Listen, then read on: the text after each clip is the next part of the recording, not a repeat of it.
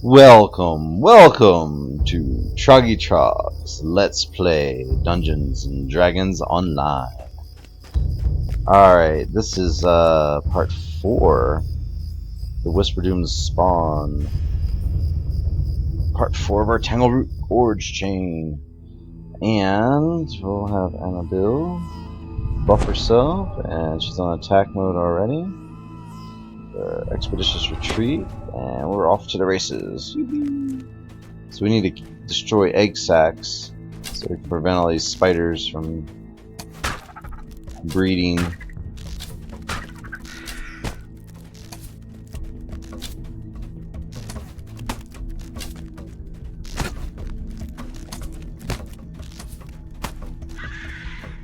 She's not following. There we go.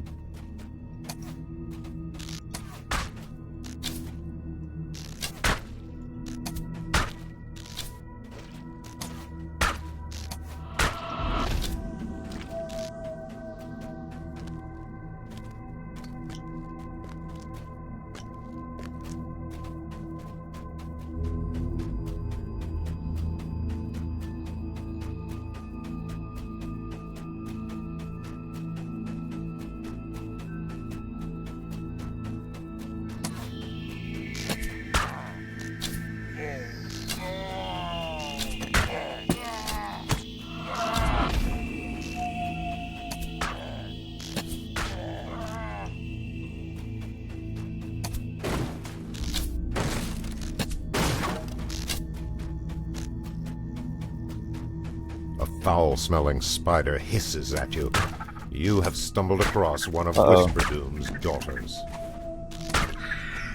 It's so funny, it says slay 3, like it's supposed to say slay 3 Whisperdoom's daughters. What happened to this game? It didn't used to say that. It used to say slay 3 of Whisperdoom's daughters. Or something along those lines. It wasn't just the number 3 and nothing else. I hope it says it in the XP report. Option slay 3. Shame. The good old days are gone, I guess, with the DDO. Little.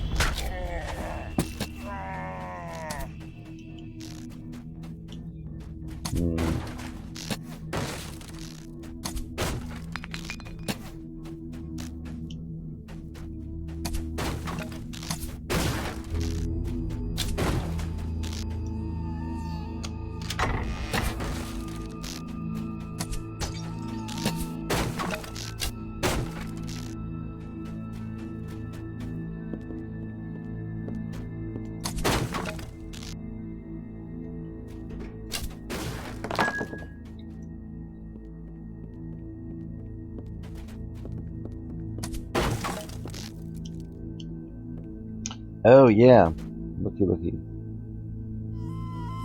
I am nearly broke, but I have my medium gem bag now.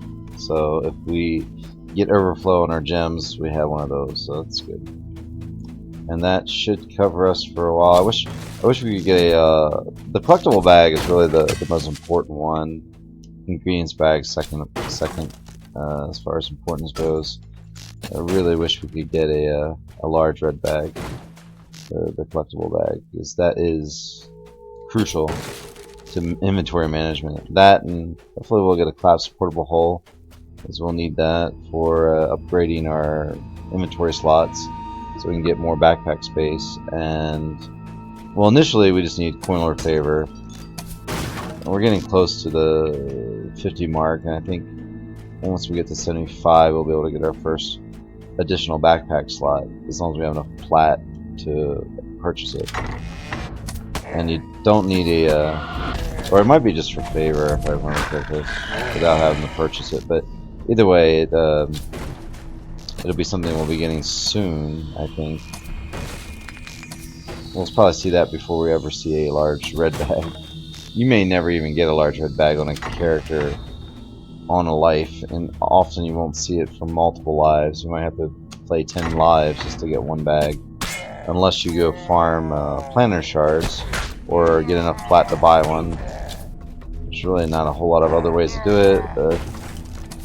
There was a collectible trading card thing that they had earlier in 2014, like earlier, but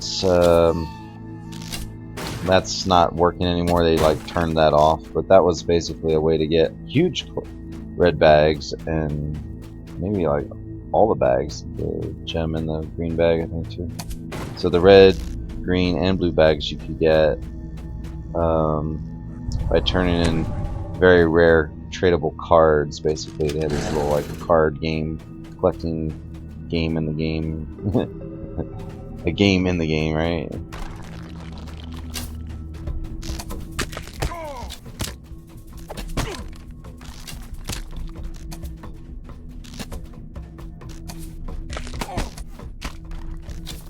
Get him on a deal. Go soundburst already. Oh, she's acting really silly, isn't she? Let's switch her around here and then see if she does it. There she goes. I don't think she was like on attack mode. She was just not doing anything but following me.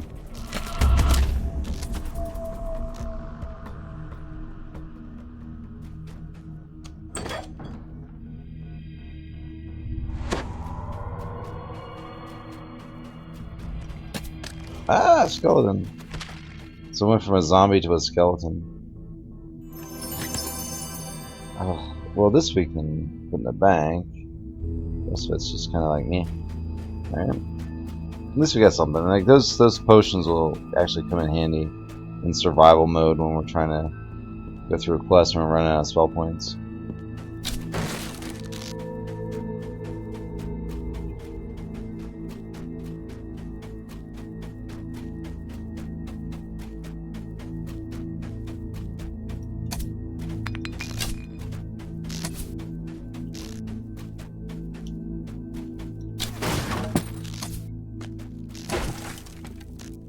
I'm gonna drink that aid potion right now because I'm either that or I sell it and it's not worth a lot of plat, so we'll just use it. If it goes, ooh, we're over 100 hit points temporarily though. It's just temporary hit points.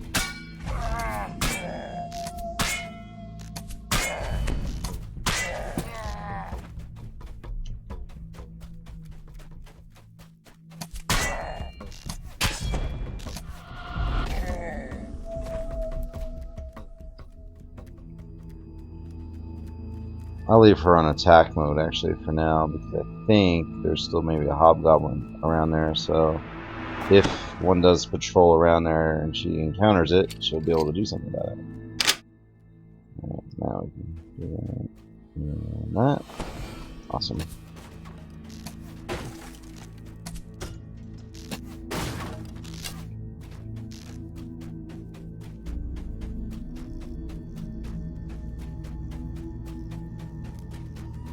So yeah, it seems like a lot of repetition, right?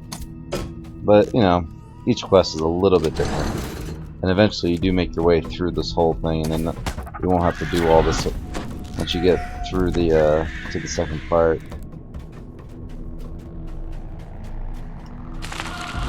Ooh, a solar flame handle. It's a nice collectible. Kind of a rare one. There are these rituals you can do at the Stone of Change where you can upgrade your items. Like you can put like a +1 stackable, kind of like an alchemical ritual bonus to your saving throws. There's one that gives you a bonus to your damage. You can put like a force ritual, it's force damage. Just a lot of little things like that. There's a armor class ritual and a shield. I think there's like a shield ritual. There's 4 of them. I haven't done that in a long time on a character because, you know, usually once you do that, I often do it on like a green steel item, which you won't see those until like higher level. But green steel are really nice for craft. You know, if you like having a lot of goodies on one item, a lot of bonuses and buffs and abilities on one item. That's a really good way to go.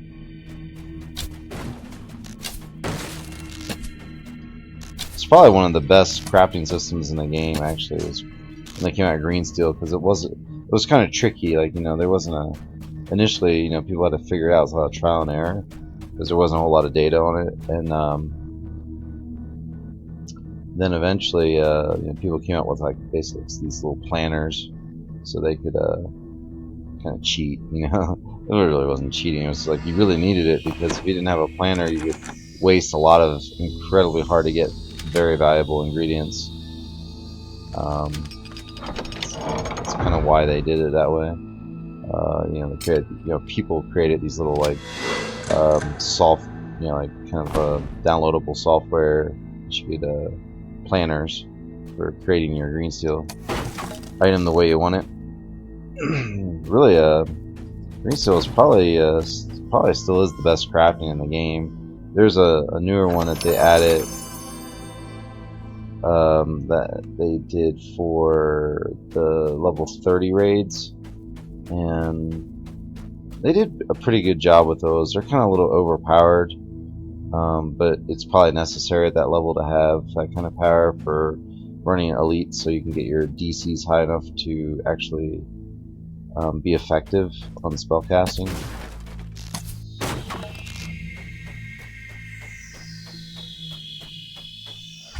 The stench of the spider tunnels is stronger than before. Whatever dwells here now must be huge and foul. Oh wait, there's something back there. I saw like the words overhead. I was like, ooh, there's something back there. We were spotted. Yeah, but like green steel is really I mean, you can make some really cool weapons with green steel. You can get like bonus stacking hit points and spell points and stuff like that that are just, you know, really nice. So and you get nice clicky abilities, like little like stone skin cookies and things like that. Just depends what you make. You know, there's some really good ones. I remember at my barbarian, I made like an it's kind of like an acid, like a I think it's called like a triple mineral or a triple acid. It's a green steel axe that does acid damage, and like acid burst and that kind of damage. And the nice thing about it is it has this like earth grab ability, where it just kind of earth grabs things on its own. Like it's like a chance to proc. I don't know if it's like 2% or whatever it is, 5%, 1%, whatever it is. But it has a chance to proc an earth grab, which is super awesome because it basically holds an opponent in place while you're beating on him with an axe. So there's a lot of cool things you can make in this game, but again, you have to, like, you know, run raids over and over and over again to get enough ingredients to do it. And I don't know how many. I mean, there's still a lot of people playing this game, but definitely not as many as they used to be. It used to be like, you know, like the Shroud, which is the 13th Eclipse quest. It's a raid, and once you flagged for that raid, you had to run like 5 quests to get to that raid. Once you did those, you could basically repeat that raid every 3 days, you know, every 2 days and 16 hours or whatever it is. But, you know, it's basically every 3 days. And you can also bypass raid timers now. There's ways to do that with items that you can get from the DDO store, and some people will actually buy those and then sell them in the game for plat, so that they can make plat in the game. It's kind of like gold farming in a way, but you have to use DDO points to do it. But people do that. You know, it's just, you know, something that some people do. But yeah, if you get a raid bypass timer, then you can basically run the raid, you know, right after you complete it, or whenever you feel like it, all of without waiting for 3 days. Slain. And anyway, it's, you know, running raids is a lot of fun, but I just don't know how many people are on the game these days. Like Shroud, you know, you used to be able to see like 4 or 5, maybe 6 Shrouds up, you know, raids up. That means that there's 12 people in the raid, and then 12 more people in another raid, and 12 more people in another raid, you know, times 6, you know. and they're all running it basically around the same time, you know. So it was that busy at one time on this in this game, and we have like multiple servers. So imagine that going on not just on this server, but you know, I don't know, there's 8, 9, 10 servers, whatever there were. There's at least 8 servers.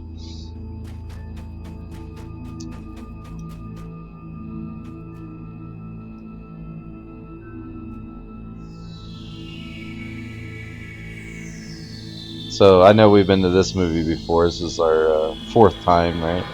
So eventually, you know, we do all this, and we don't really have to do this much anymore. But we are getting bonuses for it, and it's not that much more out of the way because we have to basically be on the side of the dungeon to get this finished. So we're almost done.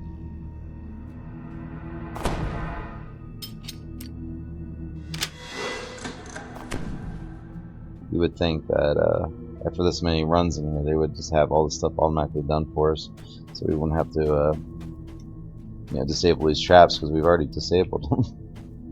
But you know, it's worth coming up here because there's a chest. That's medium armor. Okay. Oh no, our expeditious retreat's running out. Well, the good thing is we have a shrine right here, so we'll go ahead and we'll go use it just so we can get that, because it'd be nice to run around quicker than what we're doing right now.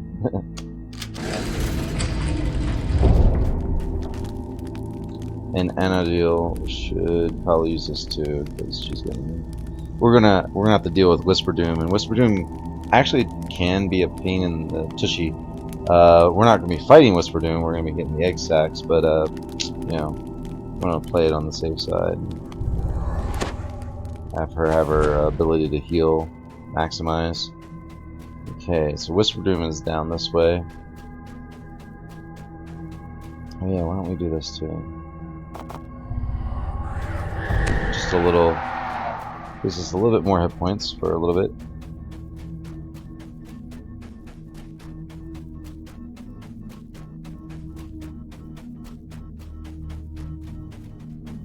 The bilious stench is stronger down this tunnel, and you hear a ponderous bulk shifting in the caves beyond.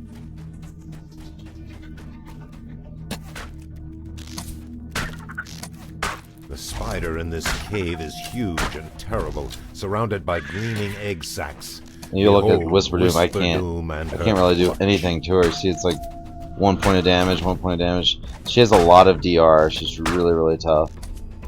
And she's a magical beast, so you have to have a magical beast bane type weapon that can bypass her DR. Now, I do have, eventually, I think meddling is like one of the ways you can bypass her DR.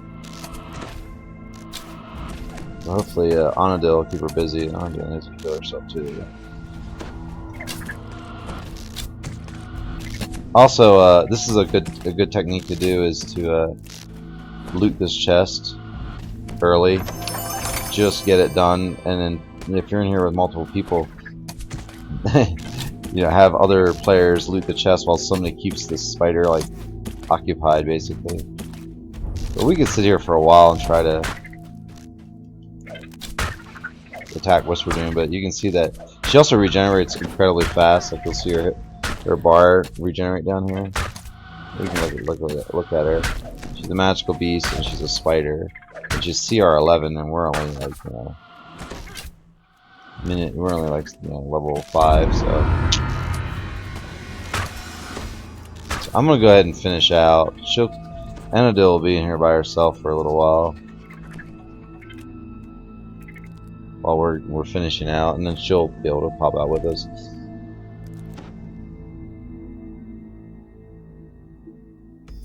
There we go.